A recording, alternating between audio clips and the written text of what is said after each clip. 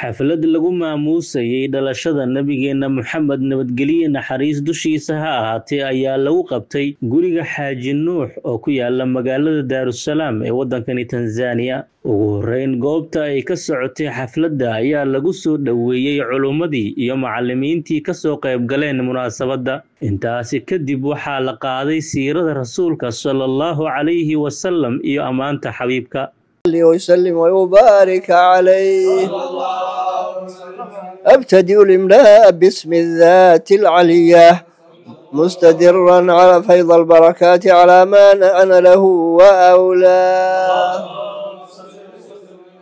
وأثني بحمد موارده سائغة هنية ممتطئا من الشكر الجميل مضاياه، وأصلي وأسلم على النور الموصوف بالتقدم والأولية المنتقل في الغرر الكريمة والجباه، وأستمنح الله تعالى رضوانا يخص العترة الظاهرة النبوية ويعم الصحابة والأتباع ومن والاه، وأستنجد به هداية لسلوك السبل الواضحة الجلية وحفظا من الغواية في خطط الخطأ وخطاه، وأنشر من قصة المولد النبوي برودا حسانا عبقريا ناظما من النسب الشريف عقدا تحل المسامع بحلاه، وأستعين بحول الله تعالى وقوته القوية فإنه لا حول ولا قوة إلا بالله. عطر اللهم قبره الكريم بعرف شديد من صلاة وتسليم.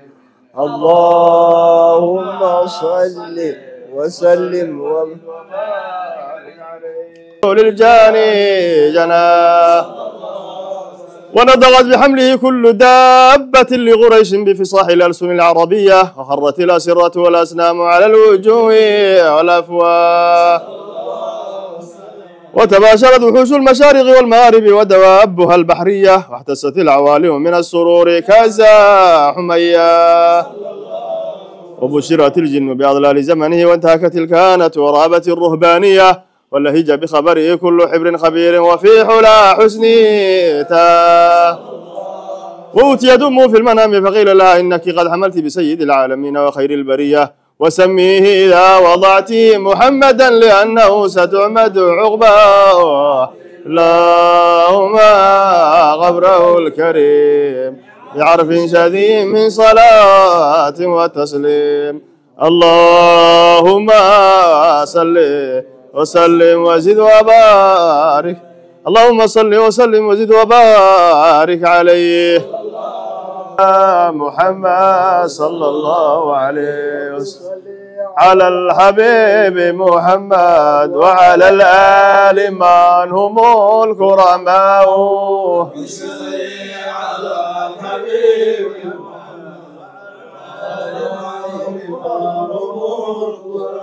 ومحيا كالشمس منك مضيء أسرت عنه ليلة غراء، على الحبيب محمد وعلى الآل ليلة المولد الذي كان للدين سرور بيومه وازدهاء،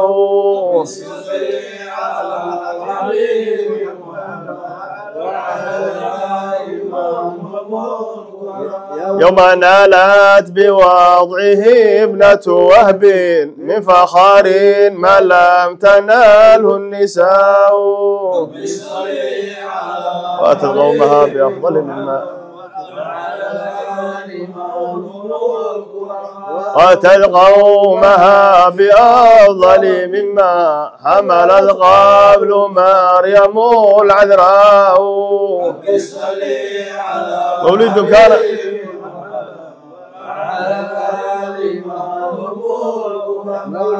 كان منه في ضالع الكفر وبال عليهم ووباء رب صل على الحبيب محمد وعلى الآل منهم وتوالت بشرى الهواتف أنقاد ولد المصطفى وحاق الهناء رب صل على الحبيب محمد وعلى الآل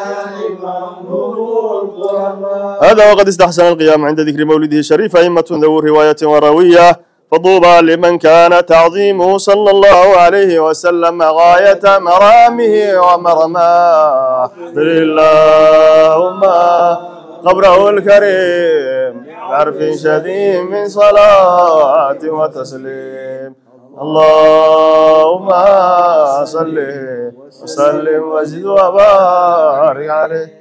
ugu dambeyntii qaar ka mid ah culummada oo uu ugu horeeyo sheekha weyn ee qaariga ah Sheekh Cabdullaahi Maxamed Mursal ayaa waxa ay muxaadarooyin ka jeediyeen goobta.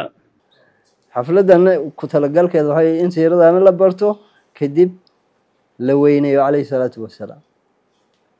nabiga in la weyneeyo iimaankay ka mid tahay. ilaahay ba weyneeyay waxa alla wixii ilaahay adoomihiisa soo saalixiin ah ba weyneeyay. ilaahay malaa'igtiisa weyneysay khalqigiisa oo dhan ba weyneeyay calayhi salaatu wasalaam.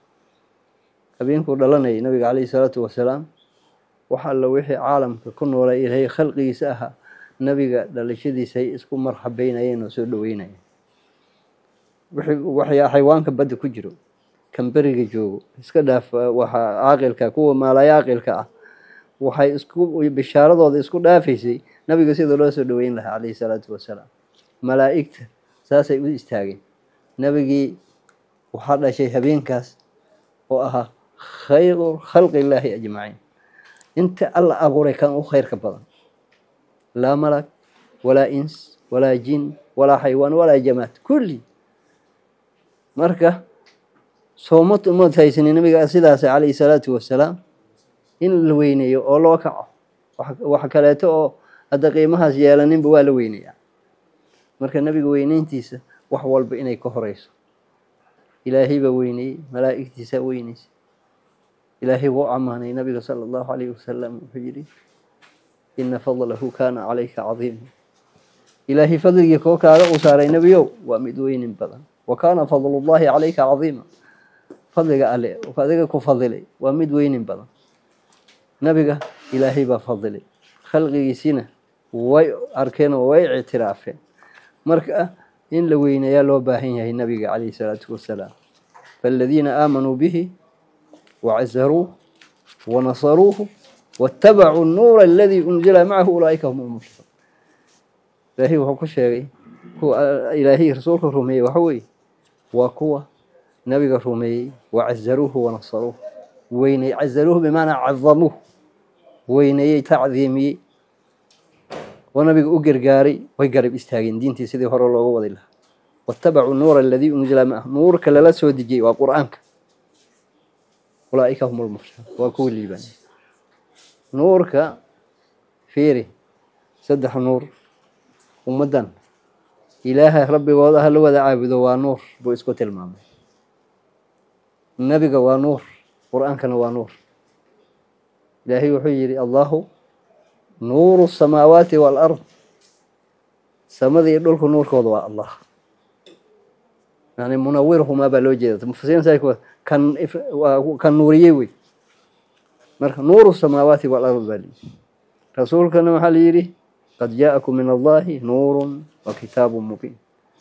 كتابك وكاس لكن نورك ورسولك صلى الله عليه وسلم. وحكى القرآن كان ونور سجن تأيد هذا النور الذي واتبعوا النور الذي أنزل معه فآمنوا بالله ورسوله والنور الذي أنزلنا. إلهي رسولك والنور كان سود جين الرمية وقرآن مركة ربها نور والنبيها نور وكتابها نور كل نور. مركة رسول كاس لو ديبي السوق نور كتابك نورك وإن الراع وإن الرمية intaas waxaa u heliyay jaceelkiisa sallallahu alayhi wasallam basoo dhalanay inta markii la helo waad baratay siiradiisii sifaadkiisii oo dhan harakaadkiisii wixii oo dhan markaad ogaatay iyo wax qabadkiisii xaqiiqadiisa aad baratay waad weynaysay oo qiimihiisii baad ogaatay maxaa soo dhalanay in la jeclaado alayhi salaatu wasalaam kan ugu dambayso yani oo loo dan leeyahay oo lubbu shay ala lubbu shay shayga qalbigiisa iimaanka qalbigiisa kaas xubbu rasuul sallallahu alayhi wasallam.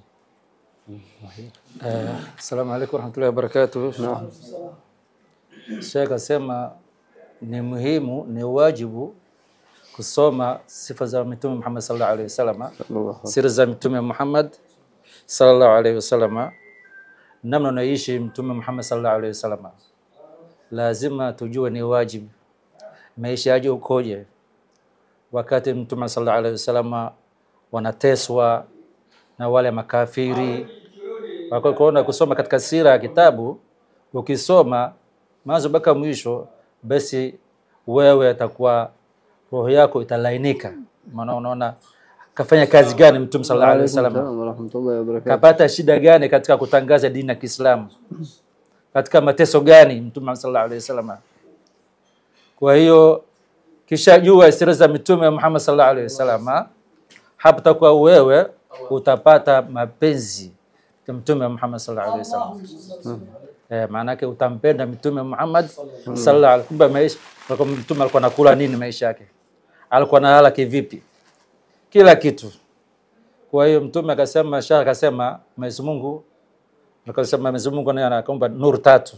Yuko nuru tatu: nuru ya Mwenyezi Mungu, na nuru ya Mtume Muhammad sallallahu alayhi wasallam, na nuru cha kitabu cha Qur'ani. Maana yake nuru ya Mwenyezi Mungu, Allahu nuru samawati wal ardi. Nuru ya Mtume sallallahu alayhi wasallam anasema nini? Qad jaakum min Allahi nurun wa kitabun mubin. Sawa bana. Ile nuru gani anasema wattabi'u nura alladhi unzila, maana kitabu cha Mwenyezi Mungu subhanahu wa ta'ala. Fuateni kitabu cha Mwenyezi Mungu. Mwenyezi Mungu akamtaja nini? Ni nuru. Ni Mtume Muhammad sallallahu alayhi wasallam ni nuru, na Mwenyezi Mungu naye ni nuru, lakini tofautiana. Kwa hiyo Mtume akatumana Sheikh akasema Mwenyezi Mungu nuru tatu. Kwa hiyo inshallah na sisi lazima tujue inshallah, tukishajua hapo tutapata mahaba ya Mtume Muhammad sallallahu alayhi wasallam, na wewe mahaba utamfuata Mtume Muhammad sallallahu alayhi wasallam katika mtendo yake aliyofanya, kila kitu alikojuhudi alikuwa anafanya katika kutangaza dini ya Kiislamu. Na wewe inshallah, na sisi tunatakiwa nini? Tufuate nyendo zake hivyo hivyo.